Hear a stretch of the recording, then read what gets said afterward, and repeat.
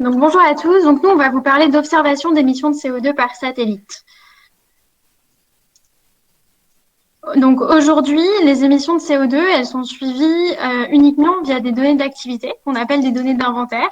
Les données d'inventaire, c'est quoi? C'est des autodéclarations de chaque État qui sont du coup de qualité hétérogène, avec peu d'informations à fine échelle du type la ville ou la saison, et surtout qui sont issues de modélisation de processus émetteurs et donc pas d'observation directe. Et donc, la question et le challenge qu'on a voulu relever avec l'équipe, c'est comment améliorer la qualité, l'objectivité et la résolution des données d'émissions de CO2. Et donc, notre idée, c'est de combiner données d'inventaire et données satellites. Donc, du côté des données d'inventaire, c'est agréger les sources qui sont déjà disponibles. Il y a 5 sources de données, 17 500 points par an, qui couvrent les villes, les centrales, les usines, etc.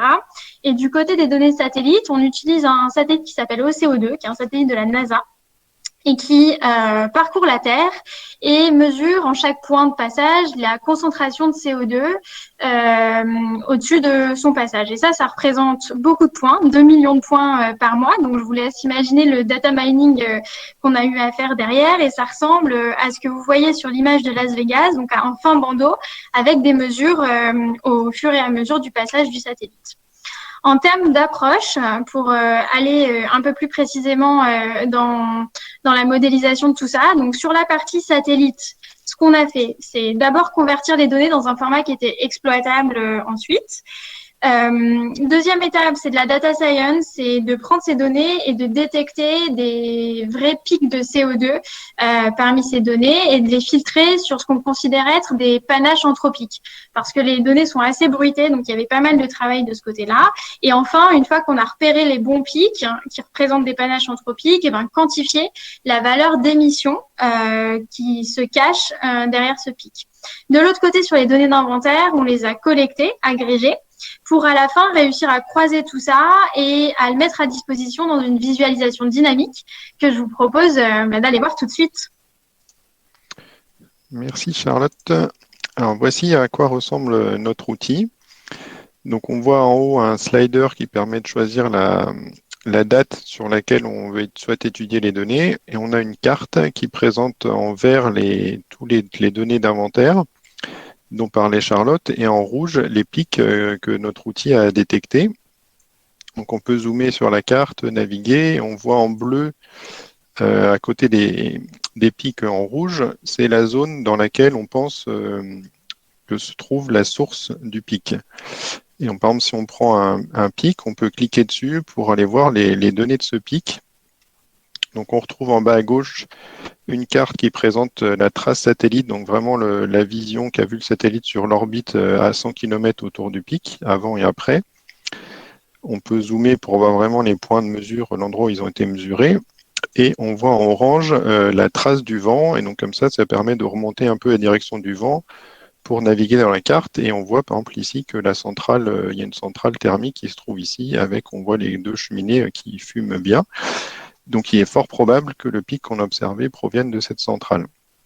À droite, on retrouve tous les points d'observation avec en vert le niveau de fond de CO2, donc qui est le niveau global au niveau de la planète, pour résumer, et en rouge, le résultat de la modélisation mathématique de nos algorithmes, qui indique du coup le surcoût de rejet de CO2 entraîné par la centrale.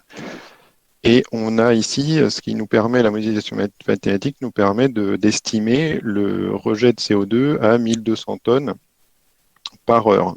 Et on peut le comparer, si on revient à la carte, on peut aller cliquer sur les données d'inventaire pour voir que les inventaires déclarés pour cette centrale sont de 80 tonnes de CO2 par heure en moyenne. Alors après, il ne faut pas en conclure que la déclaration est fausse, puisque la centrale n'émet pas forcément 24 heures sur 24, mais ça va permettre aux chercheurs de se poser ce type de questions et d'aller comparer les données.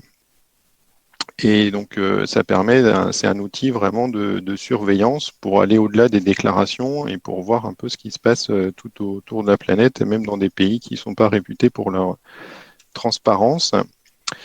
Et c'est la première fois qu'un tel outil est déployé, est créé pour visualiser toutes ces données de ce satellite à l'échelle mondiale et d'offrir une visualisation dynamique sur toute la durée d'observation. Voilà. Merci. Voilà. Ce qui est encourageant, c'est qu'on a déjà des marques d'intérêt qui ont été exprimées sur ce type d'approche.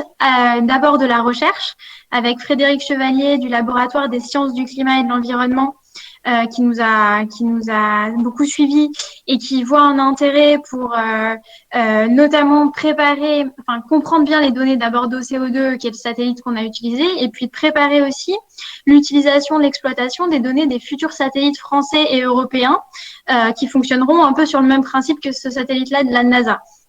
On a eu aussi des marques d'intérêt de Sandbag, qui est un think tank européen qui travaille sur les politiques autour du carbone. Et puis, on espère avoir l'intérêt du ministère de la Transition écologique, là, pour aller plus loin dans, en effet, le suivi objectif des émissions de CO2, de les fonder sur l'observation directe et spatialisée des gaz. Voilà. Et donc, un dernier mot pour dire un énorme merci. Un merci à nos mentors, Frédéric Chevalier, qui nous a beaucoup aidé et apporté son regard scientifique sur notre approche. Marie du ministère et Mathieu de l'IGN, qui étaient nos porteurs de projet. Et puis, tous les contributeurs, toute l'équipe, sans qui on n'aurait pas un prototype aussi abouti aujourd'hui. Donc, Amélie, Christian, Elliot, Martin, Quentin, Raphaël et les autres. Énorme merci. Et donc, c'est disponible et vous pouvez aller sur l'URL qui est indiquée et tester par vous-même l'outil. Bravo. C'est vraiment super impressionnant de voir ce que vous avez réussi à faire en 3 mois. Donc, déjà, félicitations.